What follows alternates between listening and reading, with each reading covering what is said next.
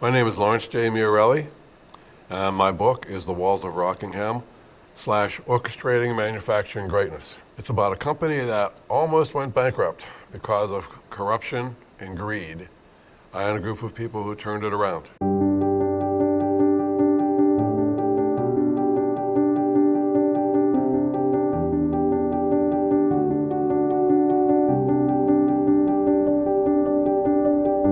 I grew up on a farm in southwestern Pennsylvania, and my dad and my uncle built homes on one corner of the farm. So we were close to the energy of the farm. It was right over the hill from us. And my father and my uncle owned a construction business. They did plaster work and they built homes. So a lot of times we would go to work, come home, and then bring in hay for the cows. We raised beef cattle. We worked a lot, but I learned a lot. Some of the things I learned were always be open and honest with people, work hard, always finish what you start, and never cheat anyone. My dad and my uncle were open and honest. They were honest with everyone. They never cheated anyone. A good work ethic from them. Some of the values I think from my childhood that I still carry today are, first of all, always be open and honest with people. They don't believe you when you start lying to them. You ruin your credibility. Always be passionate about what you do. I have a passion for the things that I do. I have a passion for consulting. I have a passion for writing about it. So I think that those things are very important and working very hard.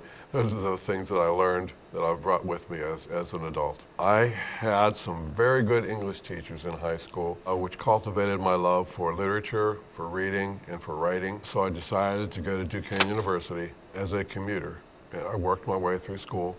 And I really appreciated, I think, my education a lot more, but I really enjoyed it. I taught school for 5 years, mostly English and reading, and some of the things I learned are that, look, when people talk, really listen.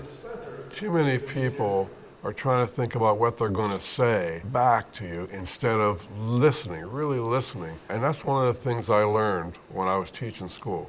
Students have something important to say, and if you really listen, and respond properly, it helps them to learn. And it also helps them to understand that there's someone there who will listen to them. I think that also working hard and really teaching people and training people what to do, something that I've carried through my career, and always doing the right thing. Always have integrity. And find problems, you remediate those problems, you remove those barriers to performance. I taught English and high school reading for several years, and I came to the point where I had lost my passion for it. I just felt like I was a glorified babysitter. And I had a lot of other teachers around me who were just a little older than me, and many of them were just like zombies. And they said to me, "Larry, get out while you can. You're still young." So I really took a good look at what I wanted to do with my life. I wanted something with purpose, and teaching had lost its purpose. So I looked around for something else, and it took me a couple of years. It took me like 3 years. I went to an interview, and I liked what the people had to say. I liked the questions they asked me, and they hired me as a consultant. I had no idea really what I was getting into at first. After I started to learn the business, I fell in love with it, and I still have a passion for it now.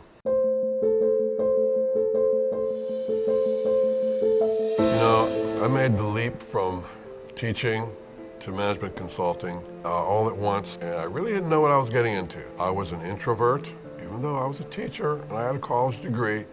I was an introvert. I was very shy, and I found that if I was going to be talking to the client, I had to practice what I was going to say. I had to practice in my hotel room in front of a mirror what I was going to say and how I would say it. And I realized I had a lot to learn. I was not good at math. I had to learn math.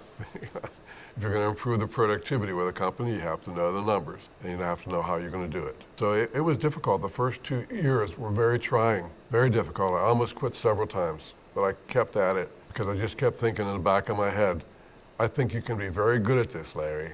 Don't quit. When you start something, don't quit. I've spent over 30 years in the consulting business, and I'm proud of every project I did.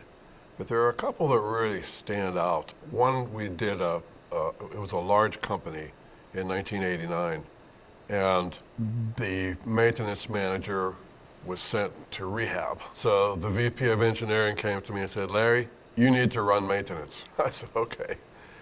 So I did, and we had a great time. I mean, the guys were fantastic to work with. We transformed that company and saved so much production time because we reduced maintenance downtime. It was millions of dollars a year just because we improved the uptime of the equipment.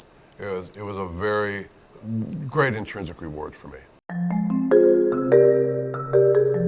You know, the thing that inspired me to write this book, The Walls of Rockingham, Orchestrating Manufacturing Greatness, was a project that I did where we had a huge challenge on our hands.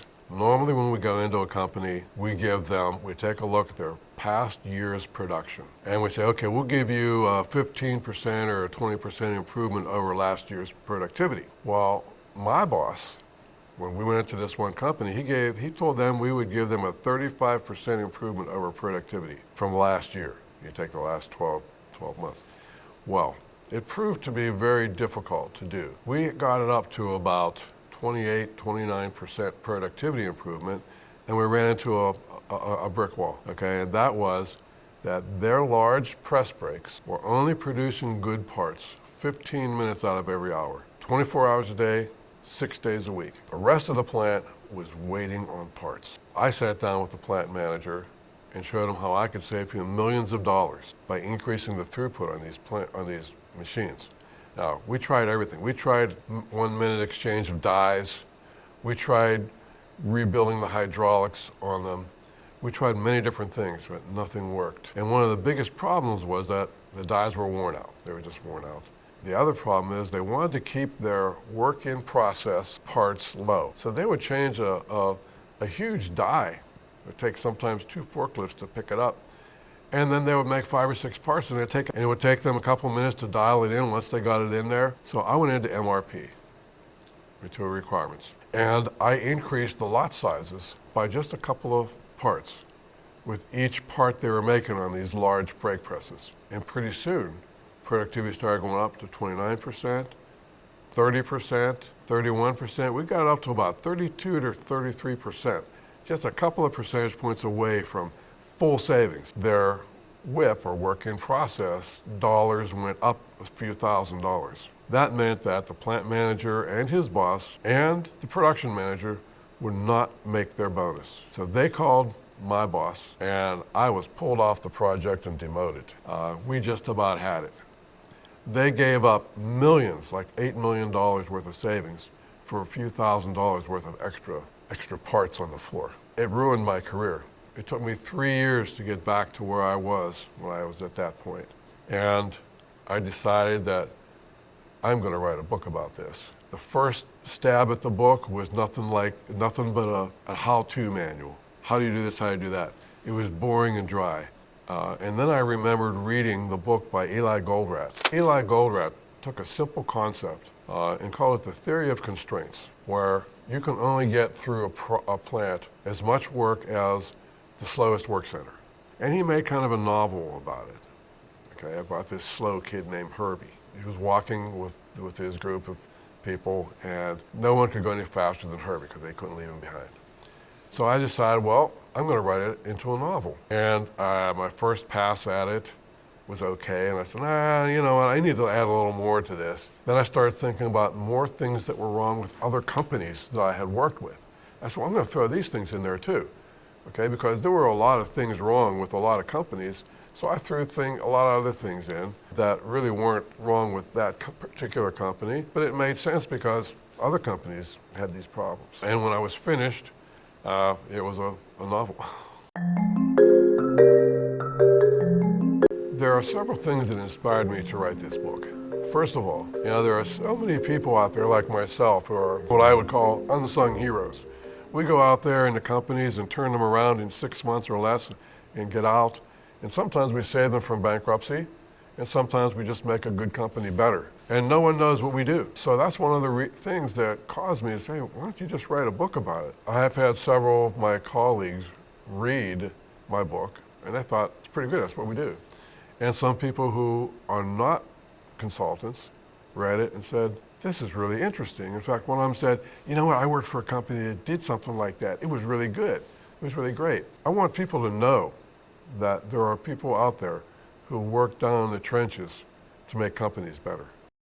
I would like readers to take away from my book several insights. First of all, this is just Management 101. It's very simple. It's plan, assign, follow up, and report. They can also be very complex because it takes a team of dedicated people, and you have to change the culture in the company. If you don't change the culture of the company, it's not going to stay fixed. We can walk out with it fixed, and it'll go back to where it was if the culture hasn't changed.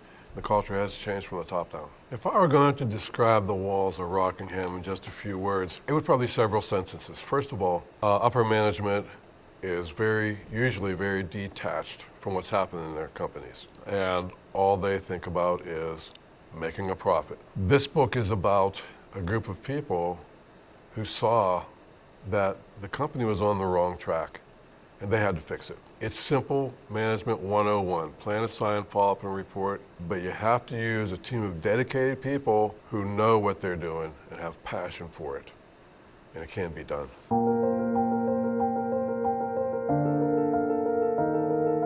You know, if I summed up my mission in one or two sentences, it would be that the roadmap to orchestrating manufacturing greatness really works. Even if you only implement parts of it, it works. We've been doing it for years.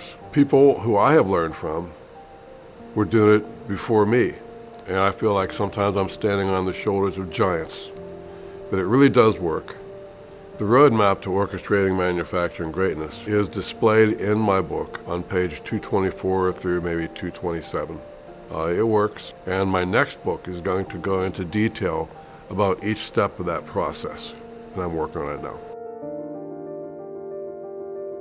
My name is Lawrence J. Miorelli, and the book I wrote is The Walls of Rockingham / Orchestrating Manufacturing Greatness. This film is being produced by Woodside Motion. Come join us next spring in March of 2026 on the 21st in New York City.